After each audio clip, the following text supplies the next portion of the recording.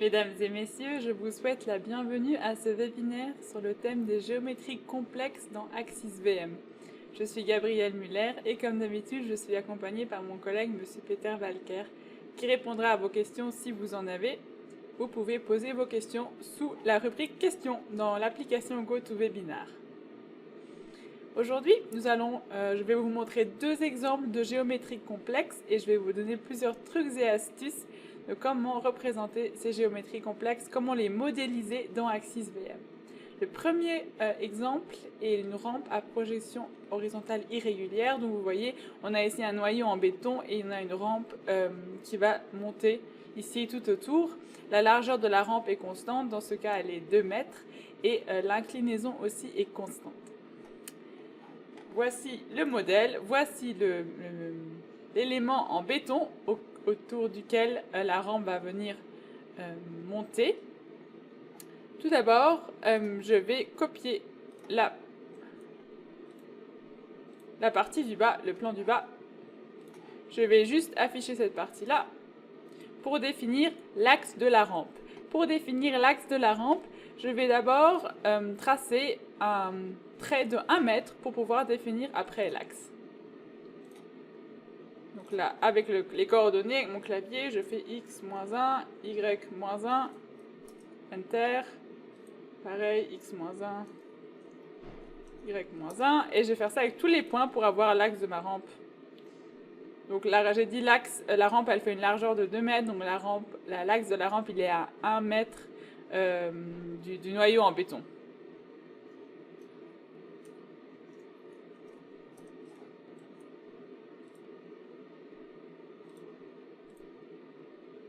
Ici, je vais utiliser la fonction pour calculer l'angle, le milieu entre les deux. Cette fonction, je la trouve ici. Je peux la sortir et ici, j'utilise la fonction bisectrice et je vais sélectionner les deux lignes et lui, il va me donner la direction de la bisectrice. Il me suffit alors de choisir la longueur du segment. Donc ici, c'est L égale 1. Je clique L sur mon clavier et 1, une longueur de 1 et j'ai alors la longueur de 1 qui est exactement sur la bisectrice, l'angle égal les deux côtés dans cette direction-là. Je fais exactement la même chose pour les autres en utilisant toujours cet outil bisectrice et par le clavier, je définis une longueur de L égale à 1.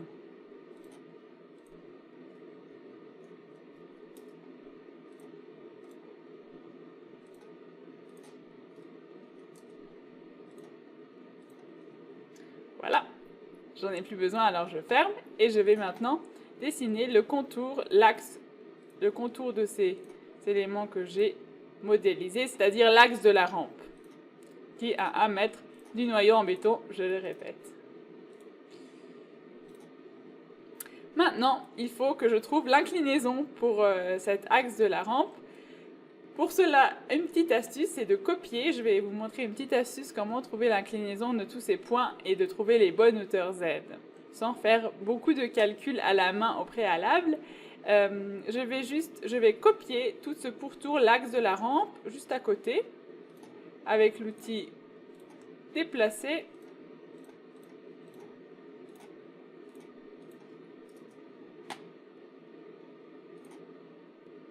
Je le copie n'importe où. Je vais alors définir une règle qui va m'être utile pour la modélisation. Vous allez vite comprendre pourquoi. Et là, en fait, l'idée, c'est de dérouler le contour pour après pouvoir trouver les proportions Z. Vous allez vite comprendre comment ça se passe. Je vais utiliser ici l'outil tourner. Je vais sélectionner tout ce que je veux tourner. Et comme je l'ai dit, je veux dérouler en fait toute cette géométrie sur l'axe, sur la règle là que j'ai tracée pour pouvoir après connaître mes hauteurs. Alors, comme ça, avec la touche espace de mon clavier, je peux répéter la dernière commande. Donc c'est pratique, je n'ai pas toujours besoin d'aller rechercher là-bas. Et je déplace, je déroule en fait mon système. De nouveau la touche du clavier. Et je déroule tout mon système. Vous voyez, la règle, elle m'aide à toujours garder l'horizontale et à tout pouvoir dérouler sur une seule ligne.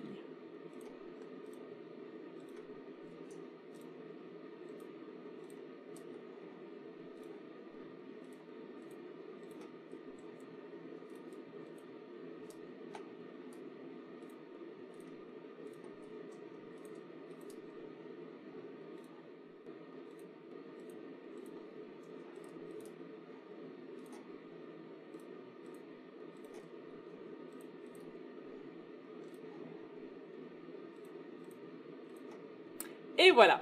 Je retourne en perspective et j'affiche toute ma structure et je vais copier la hauteur absolue de la rampe, donc la hauteur du mur en fait, la hauteur d'arrivée. Et je vais copier ici sur tous ces nœuds.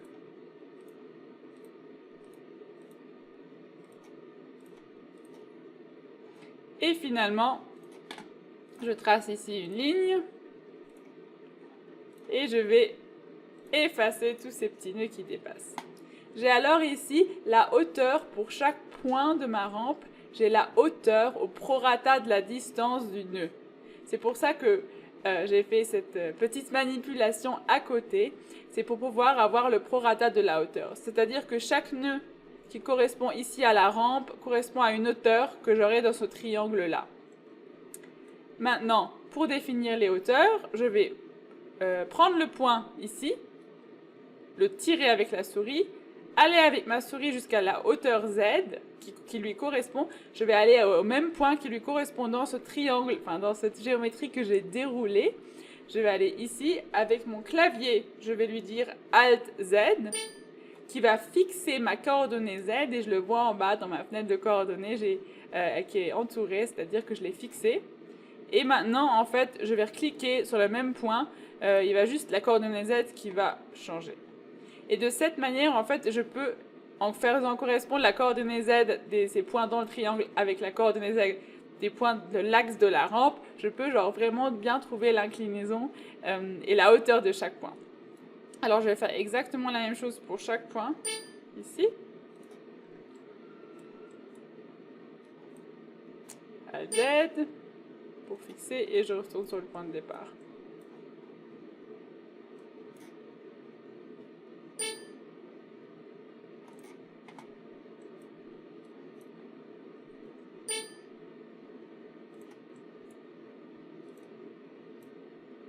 Ah, mince.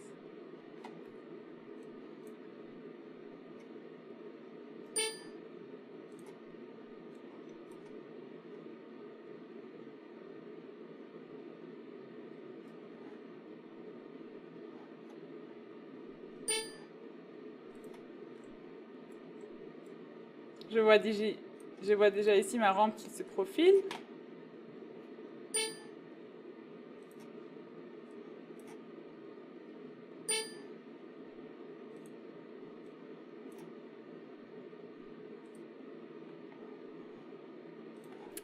Encore une fausse manip, c'est pas grave. Oui, ça arrive. C'est pas grave.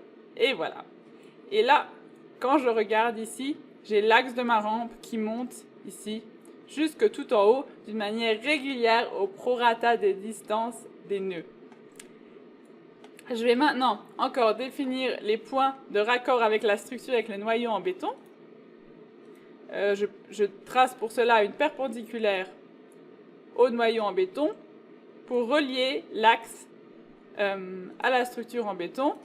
Cela va m'être utile pour après fixer les points extérieurs de la rampe et non pas seulement l'axe, mais pour vraiment avoir la surface et avoir aussi les coordonnées des points extérieurs sans passer par des tableaux ou faire des calculs compliqués.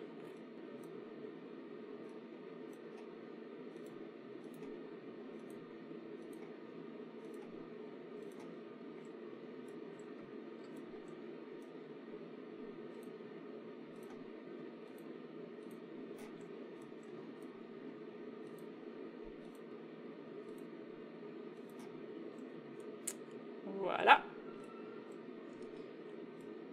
Et donc ici, j'ai la première moitié de ma rampe. Ça, c'est l'axe. J'ai la première moitié, j'ai le côté de 1 mètre. Maintenant, je veux encore déplacer en fait ces nœuds pour avoir vraiment toute la rampe et pas genre pour avoir s'arrêter à l'axe du milieu de la rampe, mais pour avoir, comme je vous l'ai montré ici, vraiment une rampe d'une largeur de 2 mètres et non pas de 1 mètre comme j'ai ici. Pour cela, il y a une astuce très agréable, très pratique dans Axis. Il suffit de prendre le nœud qu'on veut déplacer et en fait d'aller sur l'axe où on veut aller. Et là, ici en bas à droite, je vois qu'il me donne une distance L qui est 1 mètre. Donc si je vais dans cette direction, c'est la distance qui correspond à cette direction dans laquelle je vais.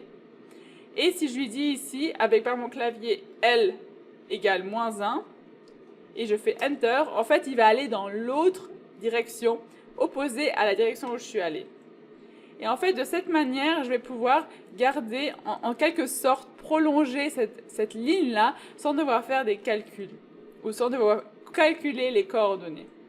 Donc là, pareil, je prends ce point-là, je vais dans la direction opposée de laquelle je veux aller, parce que bien sûr, moi, je veux aller vers là. Je vais dans la direction opposée, je vais avec la souris juste sur le nœud sans rien cliquer. En bas à droite, vous voyez qu'il a les coordonnées. Et là, je vais dire L, et je vais juste faire un moins de l'autre côté pour qu'il sache qu'il aille de l'autre côté de la direction que je lui ai donnée. Alors, c'est vrai que c'est un peu, c'est assez astucieux, mais c'est très pratique et très fonctionnel et ça m'évite des calculs à la main. Et ça m'évite de faire encore des traits, des lignes auxiliaires pour m'aider. Donc là, pareil, en fait, je vais faire la même chose. Je vais juste changer dans le DL. Il faut juste changer de signe pour qu'il aille dans la direction opposée de celle que je lui ai donnée.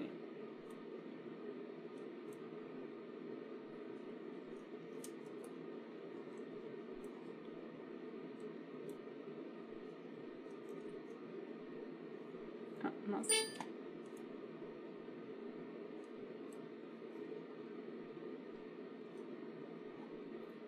Mince. Je crois que je me suis trompée. Et voilà. Je reprends. Je crois que je me suis trompée. J'avais rentré 1 au lieu de moins 1.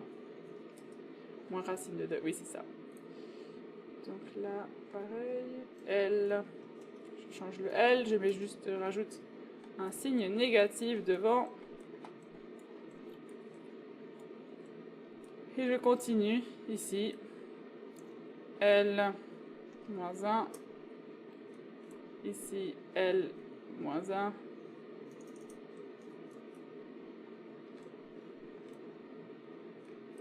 Ici, L moins 1. Ici, L moins 1. Ici, L moins 1. On y est presque. Et le dernier ici, L moins 1. Voilà, j'ai maintenant dessiné le contour de ma rampe. Donc j'ai vraiment tout le contour de ma rampe. Maintenant, je ne vais pas travailler avec des éléments de domaine. Je ne vais pas travailler des éléments de domaine parce que vous voyez très bien que ce sont des éléments qui ne sont pas plans. Ce sont des éléments, des rectangles qui ne sont pas dans un plan, donc ça ne sera pas pratique d'utiliser des domaines. Je vais utiliser ici les fonctions en fait avec des éléments de surface. Qui proviennent de c'est l'origine des éléments finis qui, à l'origine, avant qu'on ait le maillage automatique ici, on faisait avec des éléments de surface. Donc c'est un peu l'ancienne méthode qui est toujours très très bonne pour des structures complexes avec des surfaces qui sont hors du plan, qui ne sont pas dans un plan, qui sont courbées, des surfaces courbes ou comme avec cette rampe. Moi je les ai ici. Si jamais elles n'apparaissent pas chez vous, vous pouvez les afficher sous paramètres, préférences,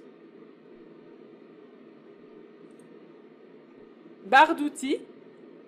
Et là, ici, vous avez l'option montrer les anciens outils d'éléments surfaciques dans la barre d'outils parce qu'en fait, souvent, on n'en a pas besoin. C'est vraiment pour des cas particuliers. Et du coup, depuis la nouvelle version X4, ils apparaissent plus par défaut dans la barre d'outils.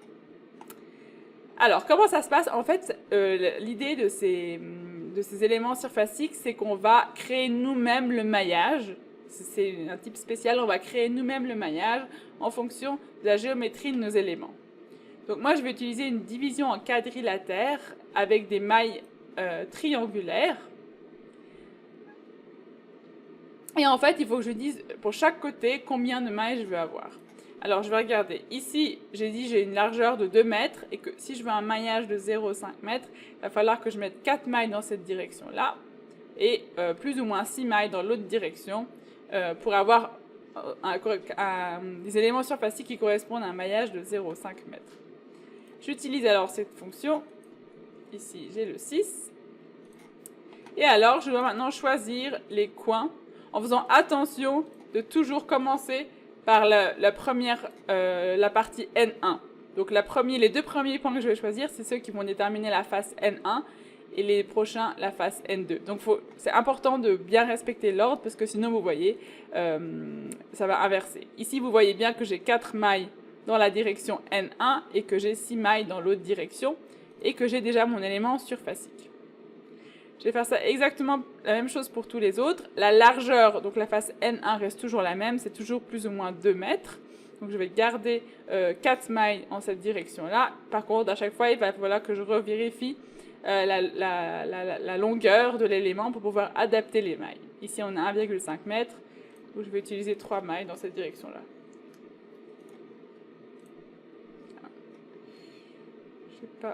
Je n'ai pas pris le bon point.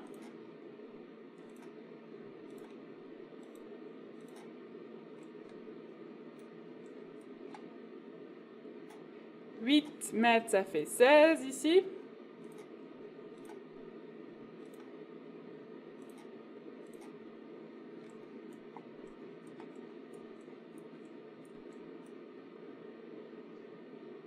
Ici, j'ai 14, donc ça fait 28.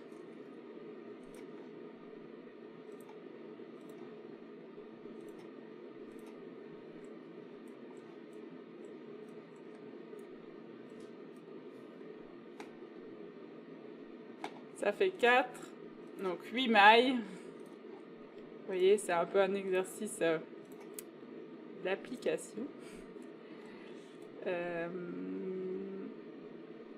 Là, je suis à aussi 5.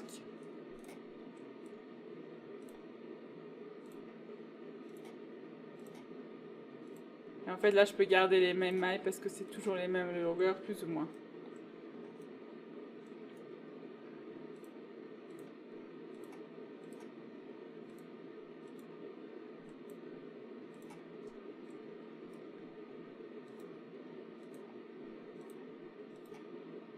Voilà, donc là j'ai attribué tout, j'ai défini tous mes éléments surfaciques. Je dois maintenant encore définir les propriétés de ces éléments surfaciques. Ça se fait sur éléments. Ici avec la fonction élément surfacique, je sélectionne tout ça, je valide et pareil comme les autres domaines, je peux juste entrer une épaisseur, par exemple 200. Et j'ai alors ma rampe en béton qui monte comme ça, d'une manière régulière, autour de mon noyau en béton. Vous voyez ici, j'avais déjà les éléments de maillage. Pour le maillage du domaine ici, bien sûr, je dois utiliser la fonction usuelle pour faire le maillage, pour créer le maillage, une fonction de 1, on va dire que c'est bon. Et voilà, mon modèle est prêt à être calculé.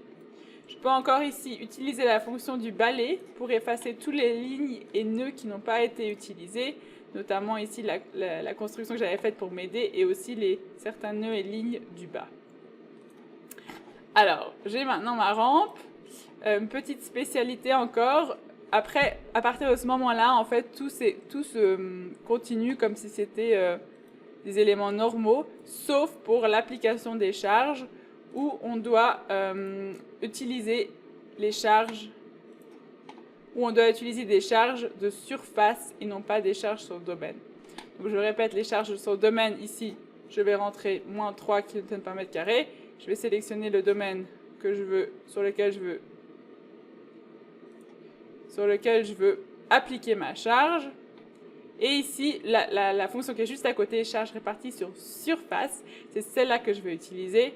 Je vais utiliser mon filtre pour sélectionner uniquement les surfaces et pas les domaines.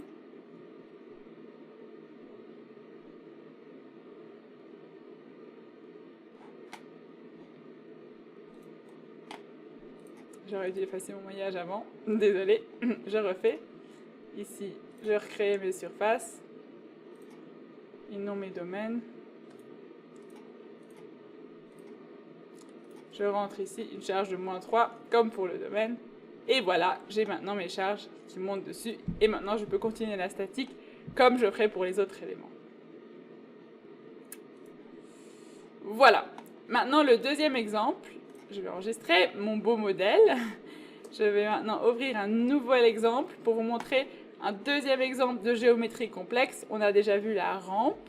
Maintenant, on va voir comment modéliser facilement dans l'Axis une coupole avec une symétrie de révolution et avec un élément ici, une tour qui est dans la coupole, et comment réussir pour avoir l'intersection, une bonne intersection et une liaison statique entre la coupole et la tour. Là aussi, il s'agit d'une des structures très spéciales et je vais vous montrer quelques trucs et astuces pour pouvoir modéliser ça. Alors, tout d'abord, je me mets dans le plan XZ. J'ai besoin aussi ici d'une règle. Bien sûr, moi j'ai déjà calculé le rayon de courbure de ma coupole au préalable. Pour un projet, vous devez bien sûr connaître le rayon de courbure au préalable et savoir comment la coupole quelle est la forme de la coupole en coupe. Ici, dans mon cas, là, je vais utiliser la fonction polygone d'approximation ici, sous géométrie. Je vais dire que mon polygone a 12 côtés et il commence à Z-6 et il va jusqu'à Z12 et je m'arrête ici à la règle. Donc cette étape-là, ça c'est vraiment spécifique pour chaque projet. Ça, vous devez calculer à l'avance. Ça, c'est ici pour le projet que je vous montre vous. Donc là, ici, j'ai mes éléments de la coupole. J'ai déjà ma courbure de la coupole, comme je vous dis que j'ai calculé. Vous voyez, c'est une seule ligne. Moi, je vais dissocier ici ces éléments de construction pour avoir plusieurs lignes et effacer certaines d'entre elles. Vous allez vite comprendre pourquoi. Maintenant, je vais me mettre en vue de dessus et je vais commencer à créer vraiment la géométrie de ma coupole avec la fonction ici tourner. J'utilise la première et je choisis ici un angle de 24 degrés. Dans ce cas-là, là aussi, c'est moi qui l'ai calculé à l'avance. Et je vais dire de relier tous les nœuds. Et avec ça, je peux définir le pourtour de ma coupole. Je fais exactement la même chose avec les autres éléments, sauf que là, ça va être 12 parce qu'on est plus loin. Et le dernier, ça va être 6. Un angle de 6. Exactement le même style. Pour relier vraiment les plusieurs parties de la structure, je vais encore définir ici un élément que je vais copier pour avoir une bonne structure, pour avoir une structure sans trou, pour combler ce... Oula, là je me suis trompée. Je n'ai pas bien pris le nœud. Voilà, et maintenant avec la fonction tourner, je vais sélectionner ça. Pareil, prendre un angle de 24, sans relier les nœuds.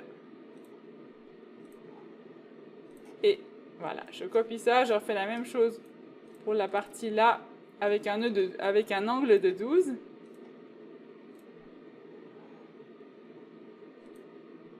Et voilà, j'ai ma coupole. Si je regarde maintenant en perspective, je vois déjà la forme de ma coupole. Waouh! Voilà, je suis déjà très contente. Maintenant, je peux encore dire que toutes ces géométries que j'ai faites avec ces quelques manipulations, vous voyez, c'est très pratique, j'ai pas besoin d'entrer des nœuds j'ai pas besoin d'entrer de nœuds dans les tableaux des coordonnées. Maintenant, j'ai déjà défini la géométrie de mon maillage, comme je vous disais tout à l'heure. Je vais lui dire de reconnaître les éléments de surface en sélectionnant toute la géométrie que je viens de rentrer et il a découvert ces éléments surfaciques, il les a trouvés. Comme tout à l'heure, je vais lui dire d'attribuer un matériau et des propriétés à ces éléments surfaciques. Je vais lui dire un matériau en béton et avec une épaisseur de 200. Et j'ai maintenant ma coupole, ma belle coupole. Comme vous l'avez vu ici sur le slide, dans cette coupole, il y a aussi cette tour qui est en plein milieu dedans. Je vais la modéliser. Cette tour qui a une hauteur de 7 mètres.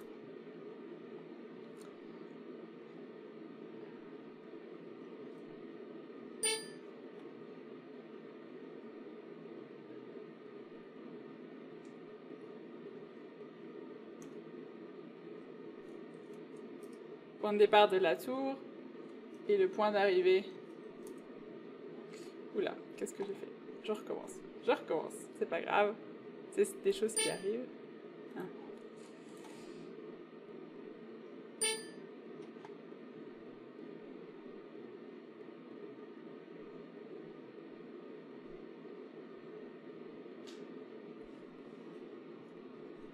Je vais juste déplacer mon point de coordonnées relatif. Ici, fixer ma coordonnée Z. Voilà, ça recommence. Alors, je recommence. X3, Y-2.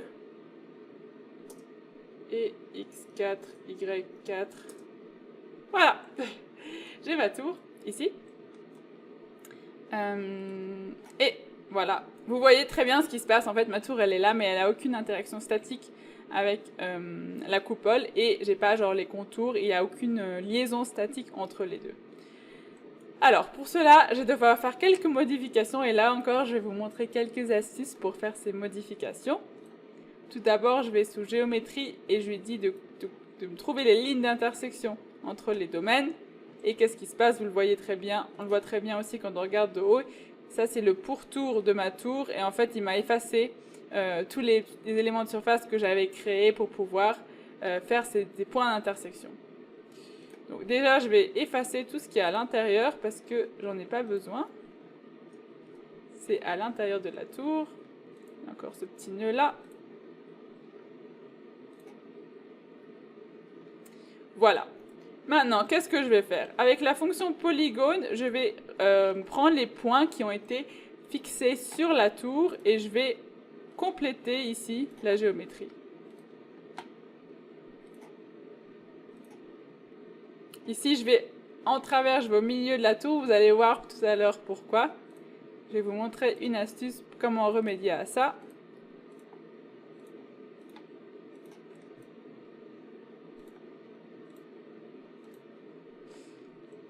Juste là, je me suis trompée.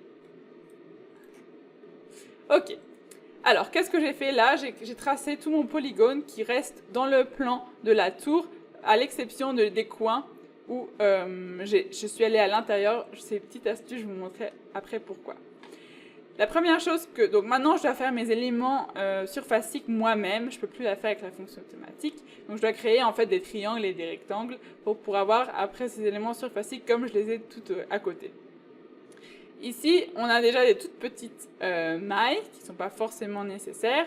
Pour cela, je vais les mettre à l'échelle et je vais, entre guillemets, en fait, effacer... Je vais vous montrer. À l'échelle, je sélectionne les éléments que je vais mettre à l'échelle. Je sélectionne la fonction mettre à l'échelle. Je sélectionne là au point où il est près du mur. Et là, en bas à droite, il me dit la graduation. Il me dit le facteur d'échelle, et là, je dis que je mets 0. Et en fait, du coup, il y a tous les éléments. En fait, cet élément, il part, et il y a tout ce qui est autour qui se remet en place, qui s'ajuste en fonction de ça. Alors, je vais faire exactement la même chose là. Je mets mise à l'échelle de 0. Ok, vous voyez ici, il y a des éléments qui sont effacés parce qu'ils ne sont plus dans un plan. C'est pas grave, je vais les remédier après. Ici, il y a des toutes petites distances qui ne font pas forcément de sens. Les nœuds derrière, c'est ceux que moi j'ai moi-même modélisés. Je peux juste ici tirer. Oui, il va me dire qu'il y a des surfaces qui vont être supprimées parce qu'ils ne sont plus dans un plan. C'est pas grave, c'est bon comme ça. Maintenant, la dernière chose, c'est ces problèmes ici dans les coins. En fait, la difficulté, c'est que moi, j'aimerais bien avoir ici le nœud qui intersecte qui est au même niveau ici et qui intersecte exactement ici la tour, le coin de la tour. Qu'est-ce que je vais faire? C'est aussi une astuce. Je vais définir des domaines, juste comme aide dans ces éléments, juste pour m'aider, pour les 4 coins.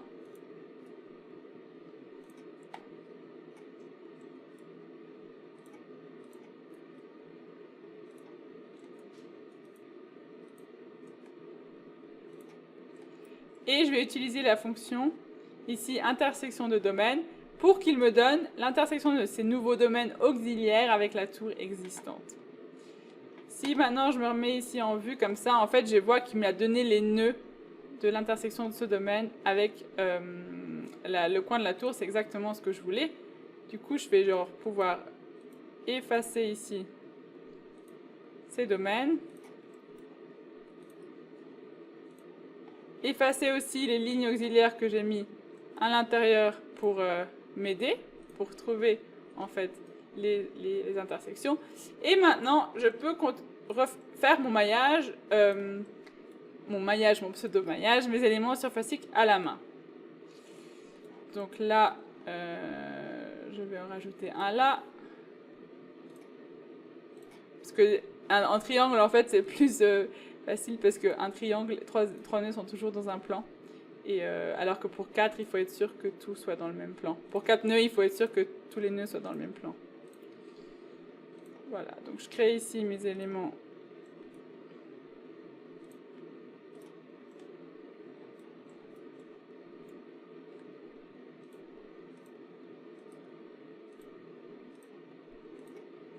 Je crée en fait moi-même les éléments, les maillages.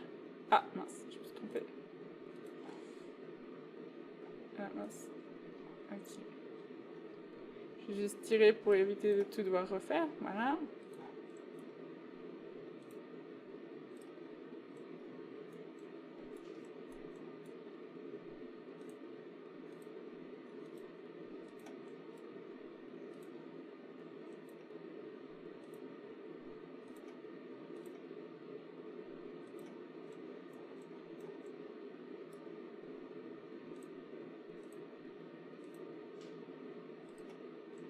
Voilà, je juste regarde la vue dessus pour voir si c'est tout bon. Ça m'a l'air ok. Il y a juste un nœud là. Ah oui. Voilà, qui est mal relié. Mais sinon, ça m'a l'air bon. Ici, quelque chose aussi, j'ai dû mal définir. Pareil.